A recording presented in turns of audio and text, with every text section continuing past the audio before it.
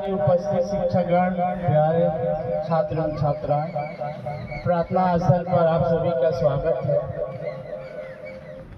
आज 8 नवंबर 2025 मार्कशीट तृतीय कृष्ण पक्ष विक्रम संवत 2082।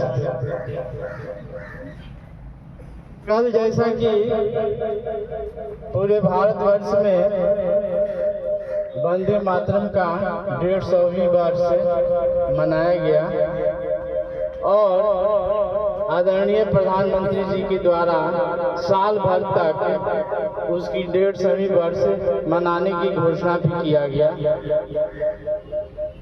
इस अवसर पर प्रधानमंत्री जी के द्वारा एक डाक टिकट भी जारी किया गया और एक सिक्का भी जारी किया गया। थोड़ी सी आज समय है 2-4 मिनट, तो वंदे मातरम का निहितार्थ है। आप वंदे मातरम का इतिहास पर थोड़ी संक्षेप में चर्चा करेंगे। इतिहास कल थोड़ी बहुत बताया भी गया था। 1875 में 7 नवंबर को ये गीत की रचना पहले ही बंकिम चंद्र चट्टोपाध्याय के द्वारा किया गया था। उस दिन उसका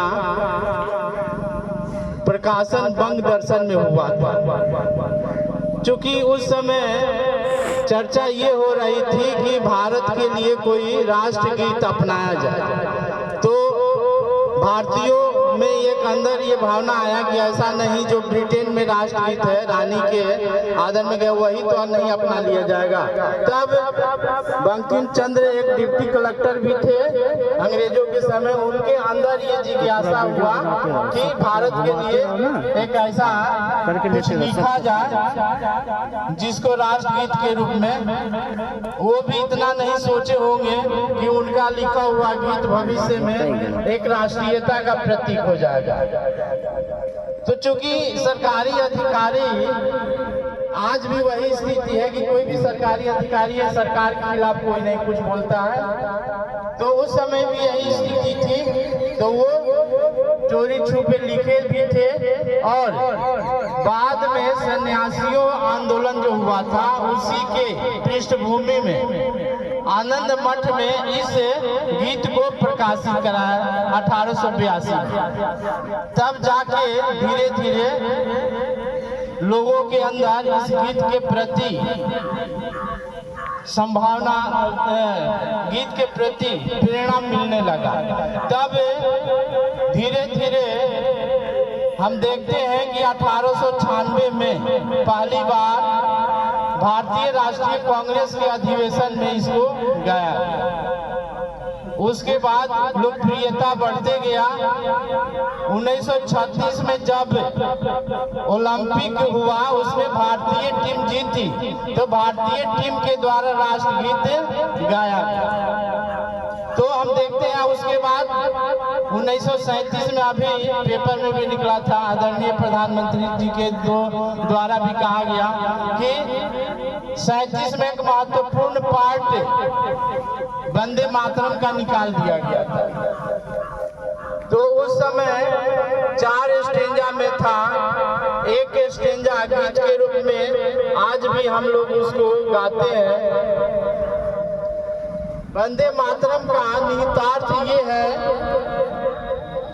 भारत भूमि जो है उसके प्रति समर्पण और श्रद्धा और सम्मान व्यक्त करने के लिए ये गीत की रचना हुई थी। सुजलाम सुफलाम मलयज शीतलाम। सुजलाम मतलब कि भारत भूमि पूरे मीठे जल से भरा हुआ है। सुफलाम मतलब यहाँ के पेड़ पौधे फलों से फूलों से सुसज्जित है। मलयाज शीतलाम मतलब ठंडी हवाओं वाला।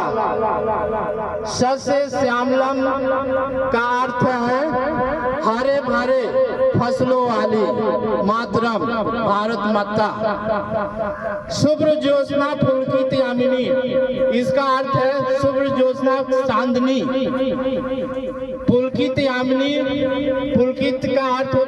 संस्कृत का शब्द है खुश, आनंद, हर्ष, रोमांच। यामिनी रात मतलब चांदनी रात हमें खुशी देने वाला, आनंद देने वाला है, जिसको हम बहुत ही हमें सुकून प्रदान करता है। अगला स्टेंजा है फूल कुसुमित द्रुमदल यामिनी। जो यहाँ के पेड़ पौधे हैं खिले हुए फूलों से सुसज्जित है और उससे भारत भूमि को शोभा बढ़ाते हैं। सुहासिनी सुमधुर भाषणी, सुहासिनी मुस्कुराना, आनंदित होना, सुमधुर मीठा बोलना, मधुर बोलना, भाषणी बोलना। तो इस तरह से भारत माता सुखदाम वरदाम मातरम, सुख देने वाला, सुख शांति स्थापित करने वाला, वर देने वाली ये भारत माता, इसे हम स्तुति करते हैं, इसे प्रणाम करते हैं, इसे वंदना करते हैं और हमारे जीवन में सुख शांति लाए। ये भारत माता के ऊपर जो वंदे मातरम लिखा गया उसका ये निहितार्थ है और इसी के माध्यम से स्वतंत्रता आंदोलन के दौरान भारत के लोगों के अंदर प्रेरणा स्थापित हुआ और वो एकता के सूत्र में बंधे। जहां पर भी स्वतंत्रता आंदोलन के लिए कोई गतिविधियां होती थी वहां वंदे मातरम की जयकार होती थी। या जो भी अंग्रेजों के द्वारा सताया गया क्रांतिकारियों को फांसी दिया गया वहां पर भी वंदे मातरम की आवाज करते हुए उन्होंने अपनी देशभक्ति के लिए, भारत माता के लिए प्राणों की आहुति दे दी और पीढ़ियों से कई पीढ़ियों में राष्ट्रीय एकता के लिए ये एक प्रेरणा बना हुआ है। आज भी हम लोग भारतवर्ष के सभी विद्यालयों में हमारे जो नौनिहाल है, भविष्य के नागरिक है, भारत माता की जय, वंदे मातरम की जय बोली जाती है। इससे हमें राष्ट्र की एकता का संचार होता है और राष्ट्र के लिए त्याग करने की भावना, सेवा करने की भावना हमारे अंदर प्रेरणा के रूप में समाता है, जिसके लिए हम लोग इसी वंदे मातरम के माध्यम से 2047 को भारत विकसित करना है तो इसी प्रेरणा से काम करना है, भ्रष्टाचार को समाप्त करना है तो वंदे मातरम की सेवा के लिए काम करना है, तभी जाकर 2047 में भारत विकसित होगा। आज इतना ही, बहुत बहुत धन्यवाद।